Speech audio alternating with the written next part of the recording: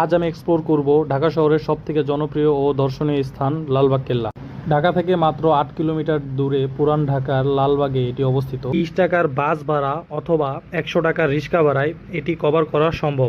প্রতিদিনই প্রচুর পরিমাণ ভিড় থাকে, লম্বা লাইনে দাঁড়িয়ে টিকিটের জন্য অপেক্ষা করতে হয়। দেশি দর্শনার্থীদের জন্য ৩০ টাকা, মাধ্যমিক ও উচ্চ মাধ্যমিক শিক্ষার্থীদের জন্য ১০ টাকা, সার্কভুক্ত দেশের পর্যটকদের জন্য ২০০ টাকা ও বিদেশি পর্যটকদের জন্য ৪০০ টাকা টিকিটের মূল্য নির্ধারিত করা হয়েছে। আমরা দেশি দর্শনার্থী, তাই ৩০ টাকা মূল্যের টিকিট কেটে এন্ট্রি নিচ্ছি। শুরুতেই টিকিট চেকিং শেষে আমি আস্তে আস্তে সামনে আগাচ্ছি ও জায়গাটা সৌন্দর্য উপভোগ করতেছি। এই কেল্লার ঐতিহাসিক ইতিহাস রয়েছে। ১৬৭৮ সালে মোহাম্মদ আজম শাহ এটি স্থাপনা করেন। এটি পরিবিবির সমাধি বা কবর। পরিবিবি ছিলেন মোহাম্মদ আজম শাহের একমাত্র নাতনি।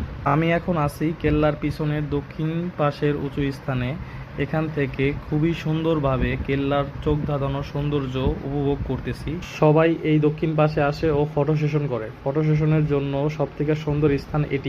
এখন আমি কেল্লার পিছনের দিকের পূর্ব পাশে যাব।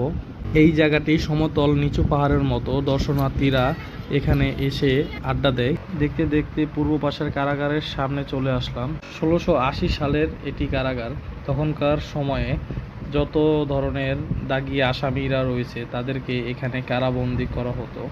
কারাগারটি দেখতে সত্যি অনেক ভয়ানক।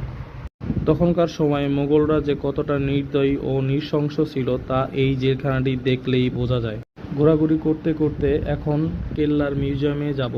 মিউজিয়ামের সামনে আসলাম ও মিউজিয়ামের ভিতরে এন্ট্রি নিলাম। এন্ট্রি নেওয়ার সাথে সাথে ভিতরে এসে দেখি এটি শায়েস্তা খানের বাসভবন ও দরবার হল। বর্তমানে এটি লালবাগ কেল্লা জাদুঘর হিসেবে পরিচিত। পোড়ামাটির ইট, চুনা পাথর ও মার্বেল টাইলস দ্বারা গঠিত ওই আমলের এই জাদুঘর। কেল্লার দর্শনার্থী যারা আছে তারা সবাই একবারের জন্য হলেও এই জাদুঘরটি ঘুরে যায়, কারণ কেল্লার এই জাদুঘরে এন্ট্রি নিতে কোনো এক্সট্রা পয়সা দিতে হয় না। জাদুঘরের এই ঘরে একটা এলইডি টিভি রয়েছে, যার মাধ্যমে পুরো কেল্লার সৌন্দর্য ফুটিয়ে তোলা হয়। দেখতে দেখতে কেল্লার সবকিছুই কম বেশি করে ঘুরে ফেললাম।